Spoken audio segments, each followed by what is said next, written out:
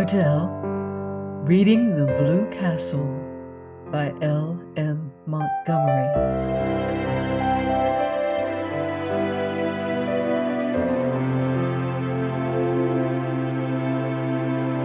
Chapter 32. New Year. The old, shabby, and glorious outlived calendar came down. The new one went up. January was a month of storms. It snowed for 3 weeks on end. The thermometer went miles below zero and stayed there. But, as Barney and Valancy pointed out to each other, there were no mosquitoes, and the roar and crackle of their big fire drowned the howls of the north wind.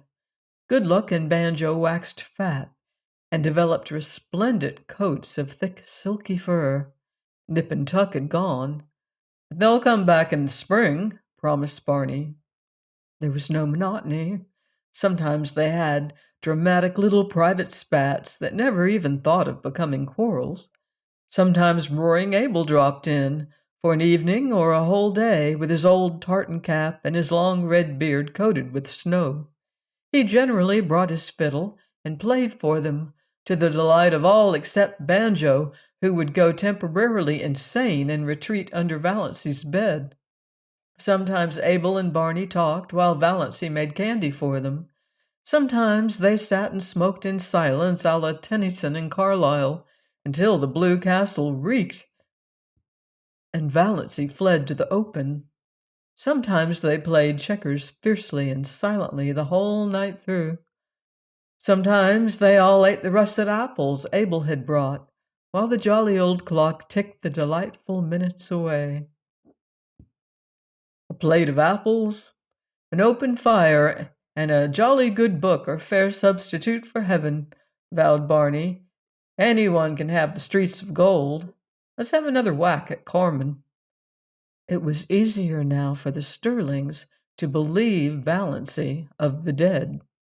Not even dim rumors of her having been over at the port came to trouble them, although she and Barney used to skate there occasionally to see a movie and eat hot dogs shamelessly at the corner stand afterwards. Presumably, none of the Sterlings ever thought about her, except Cousin Georgiana, who used to lie awake, worrying about poor Doss. Did she have enough to eat? Was that dreadful creature good to her? Was she warm enough at nights? Valancy was quite warm at nights. She used to wake up and revel silently in the coziness of those winter nights on that little island in the frozen lake. The nights of other winters had been so cold and long.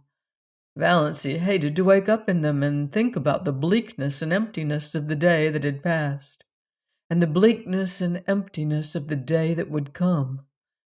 Now she almost counted that night lost on which she didn't wake up and lie awake for half an hour, just being happy, while Barney's regular breathing went on beside her, and through the open door the smoldering brands in the fireplace winked at her in the gloom.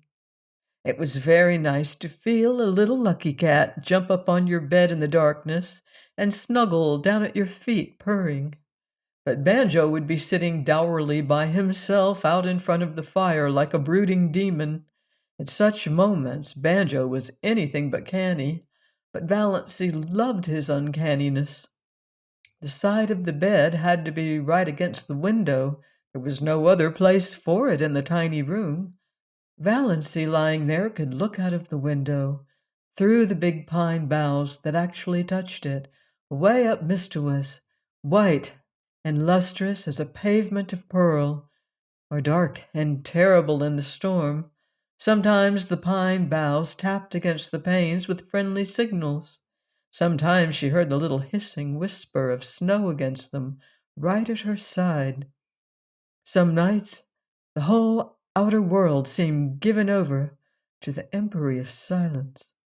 Then came nights when there would be a majestic sweep of wind in the pines, nights of dear starlight when it whistled freakishly and joyously around the Blue Castle, brooding nights before storm when it crept along the floor of the lake with a low wailing cry of brooding and mystery. Valancy wasted many perfectly good sleeping hours in these delightful communings, but she could sleep as long in the morning as she wanted to. Nobody cared. Barney cooked his own breakfast of bacon and eggs, and then shut himself up in Bluebeard's chamber till supper time. Then they had an evening of reading and talk. They talked about everything in this world and a good many things in other worlds. They laughed over their own jokes until the blue castle re-echoed. "You do laugh beautifully," Barney told her once. "It makes me want to laugh just to hear you laugh. And there's a trick about your laugh, as if there was so much more fun back of it that you wouldn't let out. Did you laugh like that before you came to Mistowis, Moonlight?" "I never laughed at all, really. I used to giggle foolishly when I felt I was expected to, but now the laugh just comes." It struck Valancy more than once that Barney himself laughed a great deal oftener than he used to, and that his laugh had changed. It had become wholesome. She rarely heard the little cynical note in it now. Could a man laugh like that who had crimes on his conscience? Yet Barney must have done something. Valancy had indifferently made up her mind as to what he had done. She concluded he was a defaulting bank cashier. She had found in one of Barney's books an old clipping cut from a Montreal paper in which a vanished defaulting cashier was described. The description applied to Barney, as well as to half a dozen other men Valancy knew, and from some casual remarks he had dropped from time to time, she concluded he knew Montreal rather well. Valancy had it all figured out in the back of her mind. Barney had been in a bank. He was tempted to take some money to speculate, meaning, of course, to put it back. He had got in deeper and deeper until he found there was nothing for it but flight. It had happened so to scores of men. He had, Valancy was absolutely certain, never meant to do wrong. Of course, the name of the man in the clipping was Bernard Craig, but Valancy had always thought Snaith was an alias. Not that it mattered. Valancy had only one unhappy night that winter. It came in late March, when most of the snow had gone and Nip and Tuck had returned. Barney had gone off in the afternoon for a long woodland tramp, saying he would be back by dark if all went well. But soon after he had gone, it had begun to snow. The wind rose, and presently Mistowis was in the grip of one of the worst storms of the winter. It tore up the lake and struck at the little house. The dark, angry woods on the mainland scowled at Valancy, menace in the toss of their boughs, threats in their windy gloom, terror in the roar of their hearts. The trees on the island crouched in fear. Valancy spent the night huddled on the rug before the fire, her face buried in her hands. When she was not vainly peering from the oriel in a futile effort to see through the furious smoke of wind and snow that had once been blue-dimpled Mistowis. Where was Barney?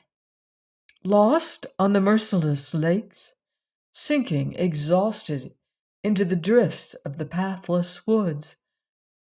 Valancy died 100 deaths that night and paid in full for all the happiness of her blue castle. When morning came, the storm broke and cleared. The sun shone gloriously over Mistowis, and at noon Barney came home. Valancy saw him from the oriel as he came around a wooded point, slender and black against the glistening white world. She did not run to meet him. Something happened to her knees, and she dropped down on Banjo's chair. Luckily, Banjo got out from under in time, his whiskers bristling with indignation. Barney found her there, her head buried in her hands. "Barney, I thought you were dead," she whispered. Barney hooted. "After 2 years of the Klondike, did you think a baby storm like this could get me? I spent the night in that old lumber shanty over by Muskoka. A bit cold, but snug enough, little goose. Your eyes look like burnt holes in a blanket. Did you sit up here all night worrying over an old woodsman like me?" Yes, said Valancy. I couldn't help it. The storm seemed so wild. Anybody might have been lost in it when I saw you come round the point there. Something happened to me. I don't know what. It was as if I had died and come back to life. I can't describe it any other way. Please join me next time for another romantic chapter of The Blue Castle by L.M. Montgomery, here on Love's Tender Flame. Until then, love deeply and live beautifully.